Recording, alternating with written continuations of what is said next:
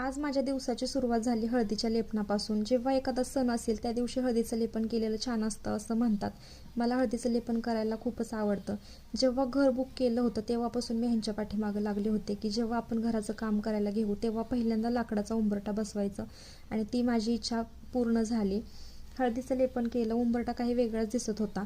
घरातल्या देवांची पण छान अशी पूजा केली. आज कळशाला पण छान पानं लावली होती आणि हे धुपाचं भांडं मी आजच विकत घेतलं आणि हरतालिकेची पण छान अशी पूजा केली आणि आज मी उपवास पकडला होता. हरतालिकेच्या उपवासाला खिचडी वगैरे काहीच चालत नाही म्हणून मी फक्त फ्रूट्सच खाणार होते आणि धनुष पण माझ्या सोबतीला त्याने पण उपवास पकडला होता. नंतर मग माझी कामं करायला घेतली आणि एक आहे, जेव्हा मला बरं वाटत नाही ना त्यावेळेस मी पहिल्यांदा फ्रेश होते, त्यातच माझं अर्ध दुखणं पळून जातं. मग मी कोथिंबीर निवडायला घेतली. आता कोथिंबीर खूप दिवसातून आणली होती म्हणून म्हटलं ती व्यवस्थित निवडून ठेवता नाहीतर लगेच खराब होऊन जाईल म्हणून.